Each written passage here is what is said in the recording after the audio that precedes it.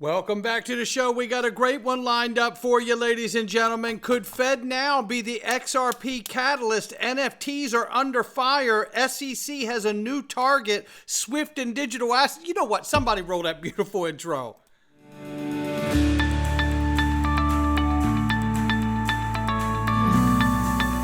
Digital Perspectives with Brad Kimes. Come on in.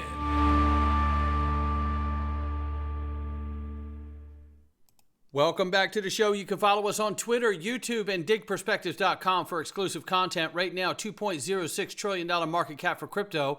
The market is off 2.9%. Right now, 55,800 plus for Bitcoin, 2,200 plus for Ethereum, 118 billion plus market cap for USD Tether, 35 billion plus market cap for USDC. Number 7 spot is XRP at 52 cents.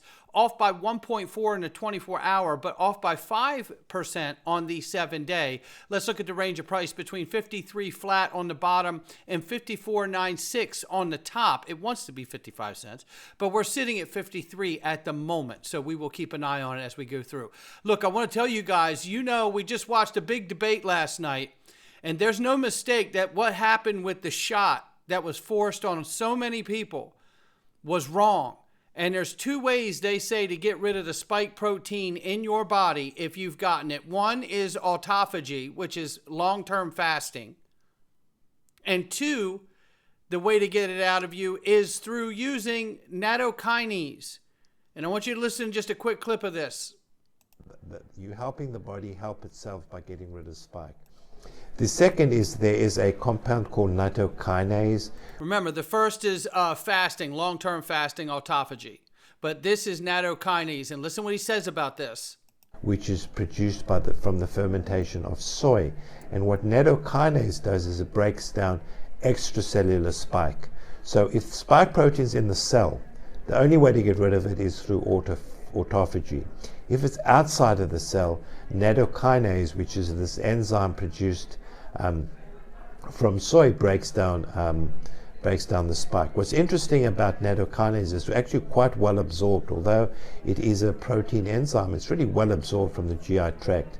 And there are numerous studies showing the benefit of a nattokinase, both for COVID as well as for clotting disorders.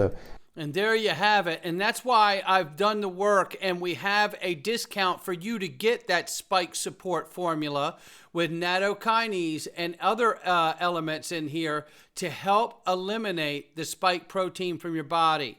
And you can get it now with a discount that I've got built into the link for you. And you can get a discount, 10% discount, but you want to act today.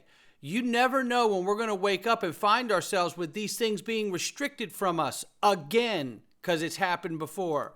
And by the way, while you're on the wellness company site taking advantage of the discount, go ahead and get this for your family. Every family should have a medical emergency kit with ivermectin, generic Z-Pak, and amoxicillin, just to name a few. You need these things as a family, and we know how hard they can be to get when things get tough and the government starts playing games with treatments and availability of medicines. And we've seen it before. It's a sad commentary, but we now have access to get these things. Let's take advantage of it. I know I have. My wife and I have started. I've started a second round. She's starting a first round of the detox, and I just think it's so good to do. And that's why I'm, made sure we got a discount for all of you to take advantage of it. Let's get started. SEC Commissioner Hester Peirce slams the agency approach with the SAB 121. We know what it is. It is what has been put in place by Gary Gensler to prohibit the banks from wanting to participate in custody of crypto, because it would require them to hold 1-to-1 of your assets. So if you had $1 million Bitcoin custody with them, or $1 million in Bitcoin, they would have to put $1 million cash behind your assets.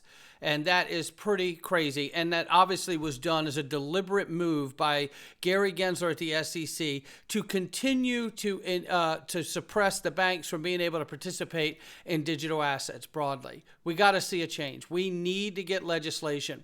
Here's another attack. As I promised, this is a new SEC target.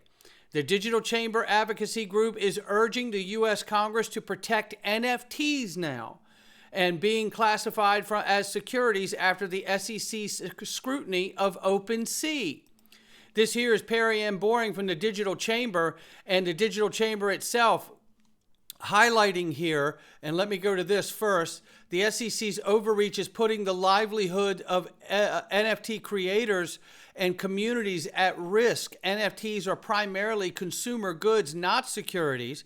We need Congress to take action now and protect innovation, creators, and consumers' rights. Let's get back to what Perry Ann says, is that she says, we are calling on Congress to put an end to the SEC's regulation by enforcement agenda that is jeopardizing the NFT ecosystem. This is so spot on here. And I said this, remember when I put out the chart, I showed it 100,000 times. You know, the different types of technology. NFTs is going to be sued. You're going to have Federated Byzantine Agreement be sued with a profit-based company like Ripple and the XRP Ledger. You're going to have other proof of stake, proof of work is going to be sued. You see all of the things. DeFi is going to be sued. It's all happening. And this is why people have, how come you won't talk about such and such as NFT company? You got your answer now, right? I was right. And I wasn't saying it to be right. I was saying it because I know that, yeah, I don't agree. The SEC doesn't have any business trying to regulate and enforce things against NFTs or the digital asset space in my mind, but they're doing it, aren't they? Because at the end of the day, that's the problem with the SEC and certainly Gary Gensler. It doesn't have to be something that he knows he shouldn't be doing. He just does it anyway. So I don't want to bring that kind of shade and heat on myself, my channel, my audience. I start pumping something or something like that nature, and then what? Maybe I cash out off of you guys buying, and then what happens? One of you or all of you are left holding the bag, and I'm laughing as I walk away. I just don't think that's morally right. I really don't. And you know what? If that makes people sick because I'm seeking the moral high ground, so be it. But what I can tell you is the SEC is doing exactly what we've talked about here ad nauseum, and it will take Congress to stop them. And isn't that the point? Meanwhile, Deutsche Bank sees opportunity in unlocking embedded finance. That's absolutely right. Payments, payments, payments, payments, payments. Everything is a payment, whether you're buying a soda or whether you're settling stocks from Apple to Tesla stocks. It doesn't matter. Everything is a payment if it involves money. Visa target tenfold rise in Pakistan's digital payments acceptance. Partnership with OneLink to enhance remittances and payment security. IMF deal and regional policies support Pakistan's digital payment. Visas everywhere, MasterCards everywhere. We know that they're setting the stage because the digital economy is going to be going live probably in 25, broadly speaking. So head on a swivel. And we get more evidence of that here. As we know, China's digital yuan is out in front leading the race, and it should scare everyone because it's nothing more than a digital surveillance tool tied to a social credit score. It's terrifying. And they near $1 trillion in transactions.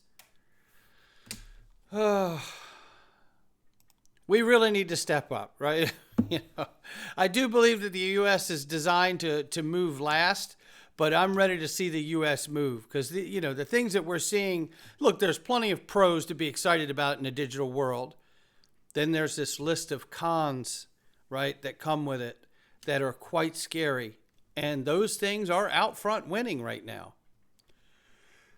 However, meanwhile, India launches national blockchain framework, ladies and gentlemen. And we love seeing that because they know it's coming too. Financial giant Standard Chartered announces new digital asset custody service in the UAE. We reported that a few days ago. But again, what are you seeing here? As much as the quagmire, as deep as the quagmire is here in the U.S., the rest of the world is gaining ground, and they are moving quickly, ladies and gentlemen. That's why I think you're going to see something like it'll be nothing, nothing, nothing. Then all of a sudden, everything is moving. And it could be in one decision here in the U.S., one pass of legislation, and everything is unlocked, and in this market will never, ever look the same. Ripple confirmed FedNow's network effects will transform payments and boost the XRP ledger. This is exactly what I've been saying, that FedNow is likely a catalyst for XRP and the digital economy, because it will take the launch of NFTs, right, that represent different products, and stable coins that represent different tokenized products, central bank digital currencies from the countries that are going to do them. I hope you don't spy on your people, but you probably will. You know, this is what I've been saying, and I think this makes a lot of sense. Look, if XRP is going to act as a bridge currency, then you're going to need this system to be live for it to experience the benefit of making pairs and settling transactions on the long tail back end for pairing that XRP is designed to do. So in a recent release here, American technology company Ripple Labs confirmed that FedNow's network effects will transform payments and boost XRP. This disclosure highlights Ripple's relevance as an enterprise blockchain solution in crypto. That's what you need to know, right? And if this isn't live, then we're not seeing the real implementation of what XRP can do yet. Are they using XRP to settle at the clearinghouse? DTC? Well, not yet, right? But that's the goal. So when we get there, then we know we're close, right? So we're getting closer. Swift, look at Swift now. Look at them stepping out. We're paving the way towards real-world solutions that enable our members to transact interchangeably with regulated, I say it again, with regulated digital assets and currencies on the Swift network. Yeah. When I go into this, they don't get down into anything. Ripple and XRP are not mentioned here. You need to understand that. But as they move into the next phase of their strategy, they're preparing to expand the ability to interoperate with new systems, technologies, digital assets, and currencies. And this is super exciting because it tells me that they are ready at Swift. And Swift needs to be ready because we understand that Swift right now is being antiquated. It's being pushed out, and it is the financial system today that allows the U.S. to have power of sanctions. And they're building the BRICS coalition and payments networks around the world to where they don't have to use the U.S. dollar or be beholden to Swift's network. The world is changing fast, and this is why the U.S. will ultimately have to have some kind of footprint and in this digital economy because the world isn't waiting. Goldman Sachs executive says Bitcoin's a distraction, XRP the key. This is from a while back. We had a Goldman Sachs individual say this, but this here is Catherine, oh gosh, I'm trying to remember her last name now. And I know it's in here too. She's really great. It's, gosh sakes, I'm trying to remember her name. It's driving me crazy now. It's right on the tip of my tongue. I'll remember it tonight at 3 a.m. I'll wake up. Yes, that's it. So anyway, nevertheless, adding discussion, Goldman Sachs analyst Elizabella Rosenberg, who is not this woman featured in the picture, has shared insights into the impact of global interest rate cuts on the U.S. dollar, suggests that the Federal Reserve anticipation rate reduction is unlikely. Significant dollar strength, coordination, major central banks covering rate cycles in 1995 indicates that the synchronized rate cuts often bolster dollar rather than weaken it. And the Federal Reserve is expected to announce its first rate cut next week. And we know that there are 3 in line that we are aware of. So what happens? What are we going to see? Is it Catherine Fitz, something like that? I think it's something like that. But nevertheless, let's hear what she says when she sat down to talk with Black Swan capitalists, and take a listen here.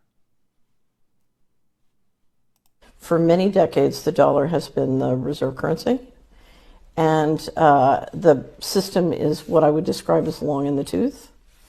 And the central bankers are trying to bring in a new system, but it's not ready to go yet. And we're in a period of great change and uncertainty where the central bankers are trying to keep the dollar system going and accelerate. So they're trying to lengthen the dollar system, and then they're trying to accelerate bringing in the new system. So I describe the new system as the end of currencies. So we're not bringing in a new currency. We're essentially bringing in a new transaction system that will be all digital and essentially end currencies as we know them. So what they're trying to do involves essentially all the money on the planet.